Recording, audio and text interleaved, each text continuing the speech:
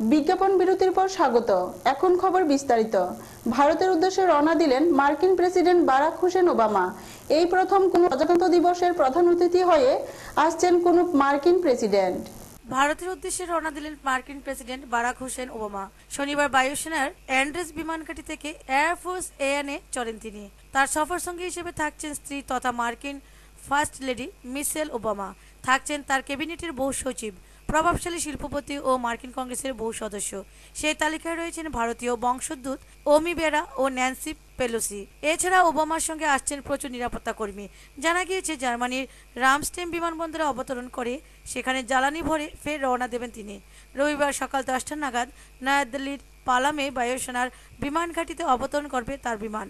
সোমবার রাজধানীর রাজপথে প্রজাতন্ত্র দিবসের অনুষ্ঠানে তিনি প্রধান অতিথি হিসেবে উপস্থিত থাকবেন। এর আগে ভারত সফর বারাক ওবামার কাছে প্রকৃত সম্মান বলে উল্লেখ করল হোয়াইট হাউস। এদিন হোয়াইট হাউসের তরফ থেকে ওবামার প্রেস সচিব জর্জ আর্নেস্ট জানান, প্রেসিডেন্ট এই সফরের জন্য অধীর আগ্রহে তাকিয়ে রয়েছেন। প্রজাতন্ত্র দিবসের অনুষ্ঠানে প্রধান অতিথি হতে পারাটা প্রকৃত সম্মানের।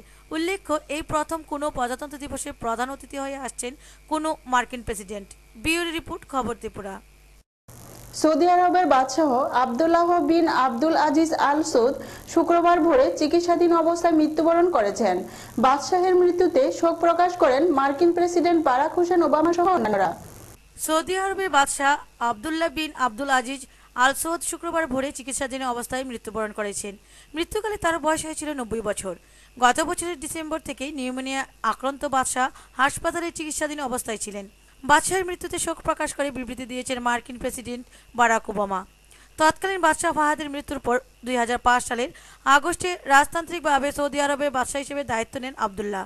প্রচলিত তথ্যমতে 1924 সালে রিয়াদে জন্মগ্রহণ করেন তিনি। বাদশাহ আব্দুল আজিজের 7টি সন্তানের মধ্যে 13তম ছিলেন আবদুল্লাহ। 1962 সালে সৌদি ন্যাশনাল গার্ডের কমান্ডার এবং 1982 সালে দেশটির ক্রাউন প্রিন্স ও ডেপুটি প্রধানমন্ত্রী হিসেবে মনোনীত হন তিনি। সৌদি বাদশাহ আব্দুল্লাহ বিন আব্দুল আজিজের নামাজে জানাজা স্থানীয় সময় শুক্রবার বাদ আসর সম্পন্ন হয়েছে। রিয়াদের ইমাম তুর্কি বিন আবদুল্লাহ মসজিদে জানাজা অনুষ্ঠিত হয়। এরই মধ্যে তার ভাই সালমান বিন আব্দুল আজিজ আল সৌদ নতুন বাদশাহ হিসেবে নিযুক্ত হয়েছেন। সৌদি আরবের নতুন বাদশাহ সালমান বিন আব্দুল আজিজ আল সৌদ বলেছেন, তিনি তার পূর্বসূরি প্রয়াত বাদশাহ আবদুল্লাহর নীতি অনুসরণ করবেন। নতুন বাদশাহ সালমান মুসলিম আরব দেশগুলির মধ্যে ঐক্য ও সংহতির আহ্বান জানিয়েছেন। ব্যুরো রিপোর্ট, খবর ত্রিপুরা। সারা দেশের সঙ্গে রাজ্যের বিভিন্ন স্থানীয় মার্কিন যুক্তরাষ্ট্রের প্রেসিডেন্ট বারাক ওবামার ভারত সফরে প্রতিবাদ জানায় বামেরা। সাধারণতন্ত্র দিবসে মার্কিন প্রেসিডেন্ট বারাক ওবামাকে প্রধান অতিথি হিসেবে আমন্ত্রণ জানিয়েছে মোদী সরকার। ওবামার ভারত সফরের প্রতিবাদে শনিবার গোটা দেশেই সাম্রাজ্যবাদ দিবস পালন করে 6টি বামপন্থী দল CPIM, CPI, CPIML, liberation, RSP, forward bloc ও এসইউসিআই। এরই অঙ্গ হিসেবে ত্রিপুরাতেও এই দিন বামফ্রন্টের ডাকে আওয়াজ উঠে মার্কিন সাম্রাজ্যবাদ নিপাত যাক। শনিবার রাজ্যের প্রতিটি অঞ্চলেই হবে প্রতিবাদ কর্মসূচি। আগরতলায় বিকেল 3টায় রবীন্দ্র ভবনের সামনে থেকে এক বিশাল মিছিল শুরু হয়ে শহরের বিভিন্ন পথ পরিক্রমা করে শকুন্তলা রোডে সভা হয়। আজকে বামপন্থীরা সারা দেশে আমরা আমেরিকার প্রেসিডেন্ট বারাক ওবামাকে আমাদের দেশের প্রজাতন্ত্র দিবসে তাকে বিশেষ অতিথি করেছে, তার প্রতিবাদ জানাচ্ছি বামপন্থীরা। এই কারণে তাকে ভারতবর্ষের সরকার প্রজাতন্ত্র দিবসে বিশেষ অতিথি করছে, তার প্রতিবাদ জানাচ্ছি আমরা বামপন্থীরা।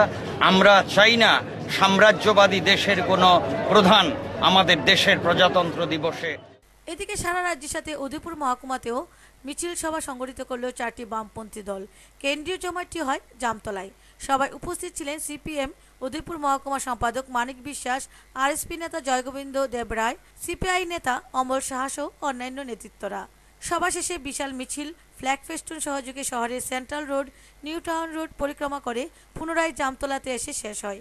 যে আজকে দেশব্যাপী 6টি বামপন্থী দলের আহ্বানে সারা দেশব্যাপী মার্কিন যুক্তরাষ্ট্রের প্রেসিডেন্ট বা রাষ্ট্রপতি বারাক হোসেন ওবামার ভারত সফর উপলক্ষে 6টি বামপন্থী দলের তরফ থেকে যে প্রতিবাদ মিছিলের কর্মসূচি নেওয়া হয়েছিল, উদয়পুর মহকুমা 4টি বামপন্থী দল সিপিআইএম, সিপিআই, আরএসপি, ফরওয়ার্ড ব্লকের উদ্যোগে এই 4টি বামপন্থী দলের যৌথভাবে এদিন উদয়পুরে কেন্দ্রীয়ভাবে সভা ছাড়াও মহকুমা 13টি স্থানে সাম্রাজ্যবাদ বিরোধী মিছিল সভা অনুষ্ঠিত হয়।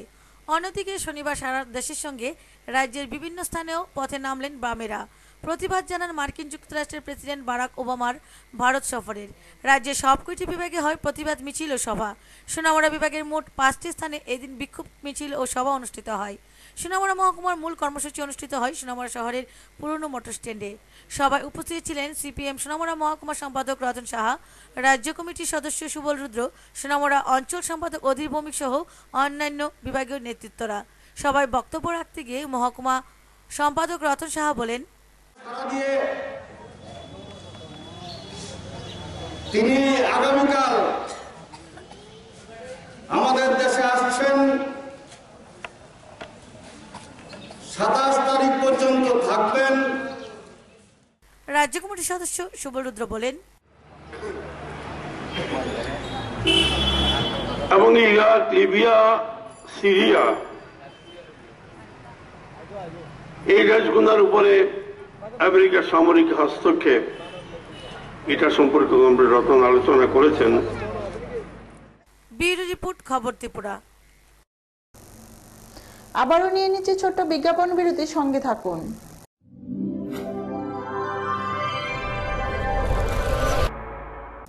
বিজ্ঞাপন বিরতির পর আবারও স্বাগত। বাঙালি 13 পার্বণের মধ্যে একটি হলো বাগদেবী শ্রী শ্রী সরস্বতী পুজো। এই পুজোতে মেতে উঠেছে সোনামুড়া ছাত্রছাত্রী থেকে শুরু করে সকল অংশের লোকেরা। বাহারি সাজে ও আলোকসজ্জায় সাজিয়ে তোলা হয়েছে বিভিন্ন স্কুল ও কলেজকে। শনিবার বাগদেবী শ্রী শ্রী সরস্বতী দেবীর পুজো। রাজ্যের স্কুল কলেজ সহ নানা শিক্ষা প্রতিষ্ঠানে বাগদেবীর পুজো ও আরাধনায় মেতে ওঠে ছাত্রছাত্রী থেকে শুরু করে সকল অংশের মানুষ। তবে পঞ্জিকা মতে শনিবার বেলা 10:34 পঞ্চমী তিথিতে শুরু হয় পুজো। তা থাকবে রবিবার সকাল 8:21 পর্যন্ত। তবে শনিবার চোখে পড়ল সোনামুড়া শহর থেকে শুরু করে প্রত্যন্ত অঞ্চলের স্কুল ও বাড়িঘরে বাগদেবী সরস্বতীর আরাধনায় মেতে উঠতে মানুষকে। বাঙালির 13 পার্বণের মধ্যে একটি হলো সরস্বতী পুজো। আর এই পুজোকে কেন্দ্র করে বাহারি সাজে ও আলোর রোশনায় সাজিয়ে তোলা হয় সোনামুড়া শহরের বিভিন্ন স্কুল ও কলেজকে। সরস্বতী পুজোকে কেন্দ্র করে বেশি উৎসাহ ছিল মাঝ বয়সের ছাত্রছাত্রীদের মধ্যে। সকাল থেকে স্নান করে পুজোতে অঞ্জলি দেওয়াতে ছিল ব্যস্ততা।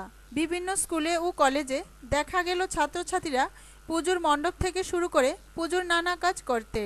এই বাগদেবী সরস্বতী পূজার মূল বিষয় সম্পর্কে বলতে গিয়ে এক ব্রাহ্মণ পণ্ডিত জানান, বাগদেবীর আরাধনা করে সে প্রাচীনকাল থেকেই হয়ে আইতে আছে। ছাত্রছাত্রীরা তারা বিদ্যা উপার্জনের কামনার্থে এবং মনে করে তারা যে সরস্বতী আরাধনা করে তারা বিদ্যা উপার্জন ভালোভাবে করতে পারবো এবং বিদ্যা লাভ করতে পারবো। আসলে তো সরস্বতী পূজা করলেই যে বিদ্যা উপার্জন বিদ্যা কামনা হবে তা ঠিক নয়। আমরা যদি ঠিকমতো পড়াশোনা ঠিকমতো না করতে পারি, সরস্বতীর উপর চাই থাকলে তো সরস্বতী আর সেই দান আমরা দিত না। আমরা কষ্ট করতে হইব, আমরা আরাধনা করতে হইব। কথা আছে যে ছাত্রাঙ্গ অধ্যয়ন কখন, অর্থাৎ ছাত্রদের অধ্যয়ন হইল তার মূল তপস্যা। তাদের লেখাপড়া আগে করতে হবে, তারপরে পূজা অর্চনা সব কিছু। এক ছাত্র জানান, আমরা সবাই স্কুলে সবাই মিলে সেটা এটা পূজাটা করবো। আমাদের টোটাল বাজেট প্রায় 7,27,000 মতো এবং এটা মানে শুধু পূজাটা পারপাস প্রায় 15 থেকে 20,000 মতো। এটা আমাদের ফান্ডের জন্য এবং কিছুটা স্কুলে আমরা স্টাডির জন্য। তবে সরস্বতী পুজোর আনন্দে যে গোটা সোনামুড়াবাসীরা মেতে উঠেছে তা আর বলার অপেক্ষা রাখে না। টুটন চৌধুরী রিপোর্ট, খবর ত্রিপুরা। প্রকাশ্য সমাবেশের মধ্য দিয়ে দুদিনব্যাপী প্রথম উত্তর ত্রিপুরা জেলা সম্মেলন 27 জানুয়ারি শুরু হবে ধর্মনগর বিবিআই মাঠে। উপস্থিত থাকবেন পলিট ব্যুরোর সদস্য মানিক সরকার সহ অন্যান্যরা। আগামী 27 জানুয়ারি ধর্মনগর বিবিআই মাঠে প্রকাশ্য সমাবেশের মধ্য দিয়ে শুরু হবে দুদিনব্যাপী প্রথম উত্তর ত্রিপুরা জেলা সম্মেলন। প্রকাশ্য সমাবেশে প্রধান বক্তা থাকবেন পলিট ব্যুরোর সদস্য মানিক সরকার। এছাড়াও বক্তব্য রাখবেন দলের কেন্দ্রীয় কমিটির সদস্য বাজু বংরিয়ান, রাজ্য সম্পাদক মণ্ডলীর সদস্য মানিক দে। প্রথম জেলা সম্মেলনকে ঘিরে ইতিমধ্যে শুরু হয়েছে প্রচার। পতাকা, প্লেকার্ড, ফ্ল্যাক্সে দলীয় চিহ্নে সেজে উঠেছে গোটা উত্তর জেলা। ইতিমধ্যে জেলার 27টি অঞ্চল কমিটির উদ্যোগে জনসংযোগ ছাড়াও রয়েছে বিভিন্ন সাংস্কৃতিক অনুষ্ঠানও। জেলার 500 শতাধিক শাখা কমিটির উদ্যোগেও শেষ 3 দিনে প্রচারে চূড়ান্ত রূপ দেবে বলে জানায় ধর্মনগরের বিভাগীয় সম্পাদক অমিতাভ দত্ত। আগামী 27 এবং 28 জানুয়ারি ভারতের কমিউনিস্ট পার্টি মার্ক্সবাদীর প্রথম উত্তর ত্রিপুরা জেলা সম্মেলন ধর্মনগরে কমরেড চিত্তচন্দ্রনগর এবং কমরেড প্রধানচন্দ্র রিয়াং ও কমরেড মোহনলাল চাকমা মঞ্চে বিবেকানন্দ সার্ধশতবার্ষিকী ভবনে অনুষ্ঠিত হবে। 27শে জানুয়ারি বেলা 2 ঘটিকায় বিবিআই কর্মসূচি নিয়েছি। এতে আমরা অতীতের সমস্ত রেকর্ডকে ম্লান করে দিয়ে একটা বিরাট সংখ্যক স্বেচ্ছা রক্তদাতা এবং মরণোত্তর দেহদান এবং চক্ষুদানের জন্য অঙ্গীকার আবদ্ধ হবেন এই গোটা জেলার বিরাট অংশের মানুষ। 24, 25 এবং 26শে জানুয়ারি 3 দিন আমাদের পার্টির প্রায় 5 শতাধিক শাখা কমিটি রয়েছে জেলার মধ্যে। প্রত্যেকটা শাখা কমিটির উদ্যোগে আমরা আমাদের শাখা এলাকার প্রত্যেকটা পরিবারের কাছে আমরা যেতে যাই। জনসংযোগ অর্থাৎ ইতিমধ্যে বিভিন্ন খেলাধুলার আয়োজনও করেছে জেলা সম্মেলনের প্রচার সূচিতে। হয়েছে দিবারাত্রি ক্রিকেট খেলাও। মোট 16টি দল অংশগ্রহণ করেছে। গোটা উত্তর জেলা জুড়ে এখন চলছে প্রস্তুতিতে শেষ তুলির টান। ব্যুরো রিপোর্ট, খবর ত্রিপুরা। আগরতলা ডায়োসিসের অন্তর্গত আনন্দমার্গ প্রচার সংঘের উদ্যোগে আয়োজিত 3 দিনব্যাপী ফার্স্ট ডায়োসিসের লেভেল সেমিনারের সমাপ্ত হলো শনিবার। সমাপ্ত হলো 3 দিনব্যাপী first diocese level seminar. Agartala ডায়োসিসের অন্তর্গত আনন্দমার্গ প্রচারক সংঘের উদ্যোগে আয়োজিত 22, 23 এবং 24শে জানুয়ারি 3 দিনব্যাপী বিশেষ সেমিনারের অন্তিম দিনে খোয়ায় আনন্দমার্গ বিদ্যালয়ে এক সাংবাদিক বৈঠকের আয়োজন করা হয় শনিবার। সাংবাদিক বৈঠকে উপস্থিত ছিলেন সেন্ট্রাল লিগেল সেক্রেটারি আচার্য তন্ময়ানন্দ গোপ, আগরতলা ডায়োসিসের সেক্রেটারি আচার্য শান্ত শুভানন্দ অবধূত, তেলিয়ামুড় সাংস্কৃতিক সচিব মনোরঞ্জন গোপ, বিদ্যালয় স্কুল পরিচালনা কমিটির চেয়ারম্যান দানেশ পাল প্রমুখ। নতুন করে স্কুল খোলা, নিজেদের কাজ বেশি করে করা, মানুষের মধ্যে সামাজিক অর্থনৈতিক চেতনা করে তোলার ভিত্তিতেই আনন্দমার্গ প্রচারক সংঘ বিশেষ ট্রেনিংয়ের ব্যবস্থা করে। বছরে 2 বার এই ট্রেনিংয়ের ব্যবস্থা করা হয়। এর মধ্যে প্রথমটি হলো খোয়াই আনন্দমার্গ বিদ্যালয়ে সাংবাদিক বৈঠকের মধ্য দিয়ে আনন্দমূর্তিজির ভাবধারাকে এইভাবেই বিস্তারিতভাবে ব্যাখ্যা করলেন সেন্ট্রাল লিগাল সেক্রেটারি আচার্য তন্ময়ানন্দ গোপ। একটা ছেলে বা একটা মেয়ে প্রকৃত শিক্ষিত তখনই হবে যখন এই গুণগুলো সে অধিকার করতে পারছে। আমাদের শিক্ষা ব্যবস্থার বহু বই কিন্তু তারই লেখা, তারই চয়ন করা, এবং সেইভাবে বইগুলোকে তিনি দিয়েছেন। এই জন্য তার শিক্ষা ব্যবস্থাটাকে দেওয়া হয়েছে নব্য মানবতাবাদ ভিত্তিক শিক্ষা ব্যবস্থা। ঠিক একইভাবে তিনি আবার কি করেছেন, জগতের সেবার উদ্দেশ্যে তিনি কি করলেন, তিনি দিলেন অ্যামার্ট, আনন্দমার্গ ইউনিভার্সাল রিলিফ টিম, যেটা। অপরদিকে আগরতলা ডায়োসিসের সেক্রেটারি আচার্য শান্ত শুভানন্দ অবধূত বলেন, অ্যাচিভ করার জন্য কি সেটা আমরা অনলসভাবে নিরলসভাবে আমরা করে যাচ্ছি। ব্যুরো রিপোর্ট, খবর ত্রিপুরা। শুক্রবার গড়ি হোটেলের মালিক মালতী চক্রবর্তী সোনামুড়া থানায় একটি মামলা করেন। এরই পরিপ্রেক্ষিতে এক সাংবাদিক সম্মেলন ডেকে গড়ি হোটেলের মালিকানা দাবি করলেন জেলা কংগ্রেসের সভাপতি দীপক চক্রবর্তী। এক সাংবাদিক সম্মেলনের মধ্য দিয়ে সোনামুড়া গড়ি হোটেলের মালিকানা দাবি করল জেলা কংগ্রেসের সভাপতি দীপক চক্রবর্তী। উল্লেখ্য, শুক্রবার গড়ি হোটেলের মালিক মালতী চক্রবর্তী থানায় একটি মামলা করেন। তিনি মামলার পর গড়ি হোটেলের দরজায় তালা ঝুলিয়ে দেয়। উক্ত বিষয়গুলি সম্পর্কে এক সাংবাদিক সম্মেলনের আয়োজন করেন সোনামুড়া জেলা কংগ্রেস। এই দিনের এই সাংবাদিক সম্মেলনে দীপক চক্রবর্তী বলেন যে কংগ্রেস দলের পক্ষ থেকে মালতী চক্রবর্তীর শ্বশুর মৃত শৈলেন চক্রবর্তীকে হোটেলে ব্যবসা করে চলতে দেওয়া হয়, কিন্তু তার মৃত্যুর পর হোটেল বন্ধ হয়ে যায়। পরে ওই মহিলা হোটেলটিকে বিক্রি করতে গেলেই হয় বিতর্ক। কিছু লোক মদত দিয়ে উস্কানি দিয়ে এখানে একটা গন্ডগোল পাকানোর জন্য চেষ্টা করছে, এবং কালকে ওনাদের মিডিয়াতে যেটা প্রকাশিত হয়েছে, আমরা সোনামুড়া জেলা কংগ্রেস কমিটির পক্ষ থেকে আমি তার তীব্র প্রতিবাদ জানাই এবং তার বিরোধিতা করি। দখলে ছিল না, এটা কংগ্রেসের দখলে, কংগ্রেসের জায়গা। উনি কংগ্রেস করতেন, যেমন এখানে চন্দন লস্কর, অক্ষয়, তপন দত্ত সহ আরও 6-7 জন আমাদের কংগ্রেস কর্মী যারা ছিলেন, ওনারা এখানে কংগ্রেসের জায়গাতেই, ওনাদের যেহেতু কোনো জায়গা ছিল না, ব্যবসা বাণিজ্যের কোনো সহায় সম্বল নেই, আমাদের কংগ্রেসের জায়গাতেই থেকে ওনারা ব্যবসা বাণিজ্য করতেন। সেই হিসাবে এই হোটেলে কোনো একটা টাইমে সুরনবাবু আমাদের এখানে ঘরের মধ্যে কোনো জিনিসপত্র বা কোনো কিছুই ছিল না, এটা খালি ছিল দীর্ঘদিন পর্যন্ত। এটা খালি ওনার তালা এটা প্রথম অবস্থাতেই শৈলেনবাবু যখন ছেড়ে দিয়ে যান, তখন কংগ্রেসের সাথে সেখানে আলো, যেহেতু এটা কংগ্রেসের জায়গা, উনি ব্যবসা বাণিজ্য ছেড়ে উনি চলে গেছেন, তখন থেকে তো সেটা এখানে কংগ্রেসের অফিসের তরফ থেকে তো সেখানে তালা দেওয়া আছে অলরেডি, আমাদের পর্চা আছে। এবং সরকারি যেই একটা জায়গার যে নির্দেশনামা থেকে থাকে, নিয়ম কানুন যেটা আছে, সমস্ত কিছু আমাদের কংগ্রেসের নামে আছে। এই বিষয়ে কংগ্রেস নেতা হাবিল মিয়া জানান, কালকে আমরা সেখানে আমরা ফ্ল্যাগ হোয়েস্টিং করেছি, দরজা খুলেছি অফিসটা যেহেতু কর্মীরা বসার জন্য এখানে সবাই বসতে পারে না, সেটাকে সেবা দলের অফিসে একটা উদ্বোধন করে আমরা ঘরে ঢুকেছি। সেখানে আমাদের চেয়ার টেবিল সমস্ত কিছু আছে ঘরের মধ্যে। তো সেই ক্ষেত্রে আমাদের তালার উপরে আসে হঠাৎ করে তালা লাগিয়ে দিল। আমরা ওর 1 ইঞ্চি জায়গাও আমরা নেব না, আমাদের দখলের জায়গা আমাদের কাছে থাকবে, আমাদের কাগজপত্র রয়েছে। এই দিনের এই সম্মেলনে এছাড়া উপস্থিত ছিলেন কংগ্রেস নেতা শাহ আলম, কংগ্রেসের বরিষ্ঠ নেতা মুজিবুর রহমান সহ অন্যান্য কংগ্রেস নেতৃত্বরা। বলা যায় দীর্ঘদিন শৈলেন চক্রবর্তী এই জায়গাটিতে হোটেলের ব্যবসা চালিয়ে আসে। ওনার মৃত্যুর পর তার ছেলে কৃষ্ণ চক্রবর্তী ব্যবসাটি চালায়। কৃষ্ণের মৃত্যুর পর অনেক দিন বন্ধ হয়েছিল হোটেলটি।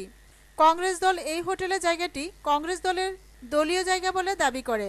গতকাল কংগ্রেস দলের কিছু লোক হোটেলের তালা ভেঙে দেয়। পরে কৃষ্ণ চক্রবর্তীর স্ত্রী মালতী চক্রবর্তী সোনামুড়া থানায় একটি মামলা করে। দ্বারস্থ হয় প্রশাসনের, যাবে মানবাধিকার কমিশনেও বলে জানা যায়। ব্যুরো রিপোর্ট, খবর ত্রিপুরা। বিলোনিয়া বিদ্যাপীঠ কর্নারে পুলিশের একটি ট্রাক ও এক বাইক আরোহীর মধ্যে সংঘর্ষ ঘটে, এতে গুরুতর আহত হয় বাইক আরোহী।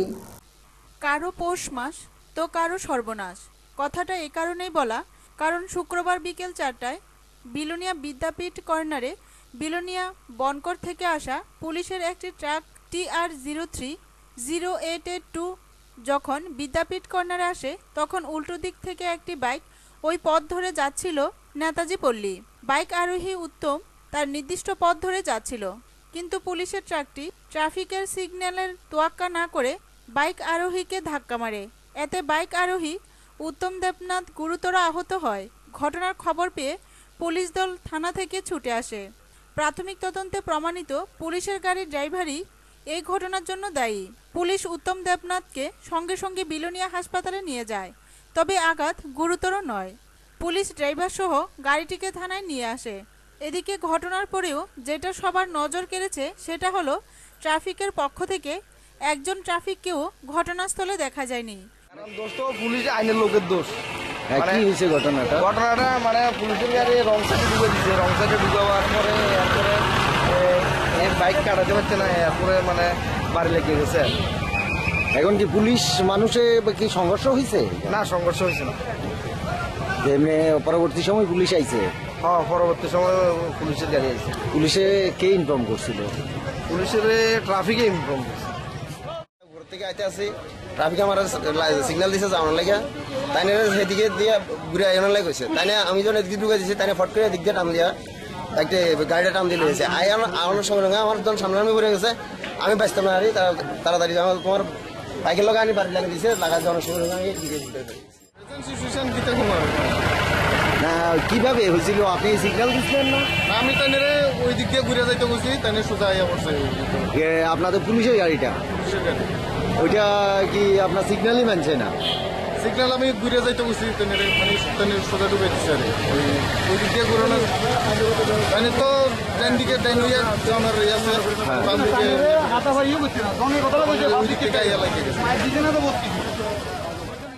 এলাকাবাসী দীর্ঘক্ষণ পুলিশকে আটকে রেখে দোষী পুলিশ ড্রাইভারের শাস্তির দাবি জানাতে থাকেন।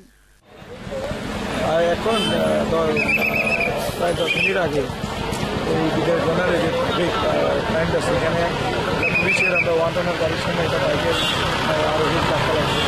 এটা দেখা গেছে যে আমাদের যে পুলিশের গাড়িটা এটাই রং সাইডে দিয়ে যাওয়ার কারণে বাইকটা আরোহীর সঙ্গে বাইকের সঙ্গে এবং বাইরে আরোহী সাধারণ যা ব্যথা পাইছি আমরা এখানে হাসপাতাল নিতে আসি, বাইকটা নিতে আসি বা পুলিশের গাড়ি ড্রাইভার এবং গাড়িটা নিতে আসি থানাতে, আমরা আইনগত ব্যবস্থা নেব। ব্যুরো রিপোর্ট, খবর ত্রিপুরা। বাজারে গরু বিক্রির উদ্দেশ্যে নিয়ে আসার পথে একটি গাড়ি সমেত 9টি গরু আটক করে সীমান্ত বাহিনী জওয়ানরা। ঘটনা সোনামুড়া থানা থেকে ঢিলছড়া দূরত্বে। বাজারে গরু বিক্রির উদ্দেশ্যে নিয়ে আসার পথে একটি গাড়ি সমেত 9টি গরু আটক করে সীমান্ত বাহিনীর জওয়ানরা। ঘটনা সোনামুড়া থানা থেকে ঢিলছড়া দূরত্বে। প্রতিবাদে থানায় বিক্ষোভও পরে এসডিপিওর সঙ্গে কথা বলেন ক্ষুব্ধ লোকজন। জানা যায় শনিবার সোনামুড়ায় সাপ্তাহিক গরু হাট বসে। এদিন তুলামুড়া থেকে মোহাম্মদ হানিফ নামে এক ব্যক্তি 9টি গরু নিয়ে সোনামুড়া গরুর হাটে আসছিল। এমন সময় সোনামুড়া থানা সংলগ্ন একটি স্থানে গাড়িটিকে আটক করে কতিপয় বিএসএফ জওয়ান এবং গরু বিক্রি এবং বহন করার প্রয়োজনীয় অনুমতিপত্র দেখতে চায়, কিন্তু গরুর মালিকের অভিযোগ অনুমতিপত্র দেখানো সত্ত্বেও বিএসএফ গাড়ি সমেত গরুগুলিকে বলারডেপা বিউপিতে নিয়ে যায়। এই ঘটনার প্রতিবাদে গরুর মালিক সহ অন্যান্য ব্যবসায়ীরা সোনামুড়া থানায় বিক্ষোভ দেখায় এবং পরে এসডিপি অশোক কুমার সিনহার সঙ্গে কথা বলেন। তুলামুড়ার থেকে গরু লইয়া এদিকে আইতাছি পরে এদিকে আমার সাইন দিছে পুরান মোটর স্ট্যান্ড, আগের মোটর স্ট্যান্ড আছিল যেখানে, এখানে সাইন দিছে। তো সাইন দেওয়ার পরে আমি দাঁড়াইছি পরে আমার দাঁড়াইছি পরে গাড়ি গরুর হাসিলটি লোক, এরপর হাসিলটি লোক হয়েছে পরে আমি দাঁড়াই হাসিলটি দেখাইছি পরে স্যারে তখন আমরা কার কাছে ফোন করছে আমি কইতাম পারতাম না। এরপরে ম্যাডাম কইছে গাড়িটা থানাতে আনছে না। বিএসএফ নিচে আমার কইছে তুমি গাড়ি ঘুরাও। তারপর আমি গাড়ি ঘুরে লয়ে গেছি, আমি বাট্টার কাছে গেছি পরে আমার নামাই দিছে, নামাই দিয়া কইতাছে আমি আমার তুমি নামো গাড়ি লয়ে আমি যাই, তুমি বাড়ি যাও। গরু নিচে গা। এরপরে আমি কইছি স্যার আমার গাড়ির কাগজ দিয়ে আনতে, তো আমি কাগজ দিলে দিদি মেলাঘরের দিকে সোনামুড়া এনআইসিআরে বিএসএফ গাড়ি গরু আন্ডার গরুর হাসিলাতে সবকিছু আছে। গাড়ির মধ্যে 9টা গরু আছে। এবার গাড়ি লিয়ে দিছে ক্যাম্প, এবার তো হেন নামিয়া ড্রাইভারে ভাড়াই দিছে, ড্রাইভার আইলে যে তারা গাড়ি লিয়ে গেছে, বিএসএফ লিয়ে গেছে। এসডিপিও বিএসএফ এর সঙ্গে কথা বলে তাদের গরু ফিরিয়ে দেওয়ার আশ্বাস দিলে ব্যবসায়ীরা শান্ত হয়। ব্যুরো রিপোর্ট, খবর ত্রিপুরা। কাজ করতে গিয়ে নিখোঁজ 28 বছরের এক যুবক। ঘটনা সোনামুড়া থানাধীন কুল্লুবাড়ি গ্রাম পঞ্চায়েত এলাকার কাজীটিলায়। কাজ করতে গিয়ে নিখোঁজ এক যুবক। ঘটনা সোনামুড়া থানাধীন কুল্লুবাড়ি গ্রাম পঞ্চায়েত এলাকার কাজীটিলায়। ঘটনায় জানা যায় এলাকার বাসিন্দা শফিক মিয়ার পুত্র 18 বছরের যুবক জামাল মিয়া গত 15 দিন যাবৎ এলাকার জনৈক ব্যক্তির পাওয়ার টেলার চালাতো জামাল। অন্যান্য দিনের মতো জামাল গত 21শে জানুয়ারি সকালে কাজ করার উদ্দেশ্যে বাড়ি থেকে বের হয়। ওই দিন জামাল সন্ধ্যা 6টা অবধি আড়ালিয়া পঞ্চায়েত এলাকার জনৈক হারিজ মিয়ার জমিতে কাজ করে এবং এলাকারই আবু তাহেরের নামে এক ব্যক্তির বাড়িতে রাত্রি যাপন করে বলে জানায় প্রত্যক্ষদর্শীরা। কিন্তু পরদিন অর্থাৎ 22শে জানুয়ারি ভোরবেলা জামাল আবু তাহেরের বাড়ি থেকে বের হয়ে যায়। তারপর থেকে এখনো পর্যন্ত জামাল মিয়ার কোনো সন্ধান পাওয়া যাচ্ছে না। অনেক খোঁজাখুঁজির পরও ছেলের কোনো সন্ধান না পেয়ে অবশেষে 24শে জানুয়ারি অর্থাৎ শনিবার নিখোঁজ জামালের পিতা শফিক মিয়া সোনামুড়া থানায় একটি নিখোঁজ ডায়েরি করেন।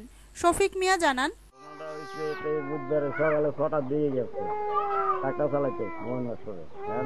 মনে করেন 7টার দিকে ট্রাক্টর ধরছে,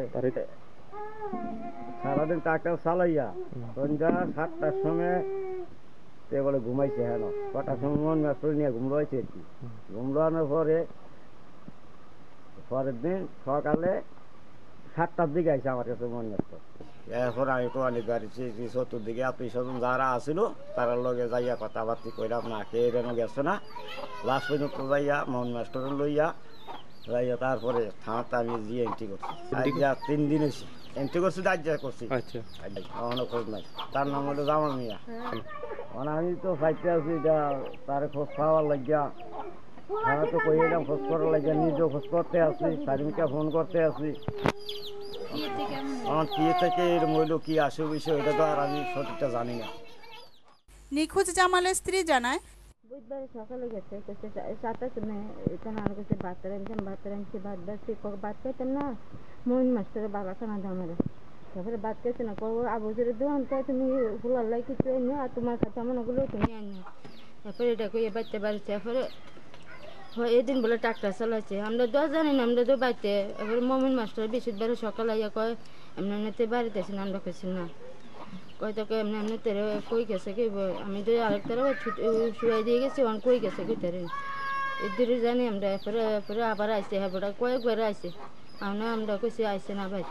মানে এরপরে আমরা মনে হচ্ছে কোনো আত্মীয় স্বজন বাড়ি গেছে, সবার বাড়ি বাড়ি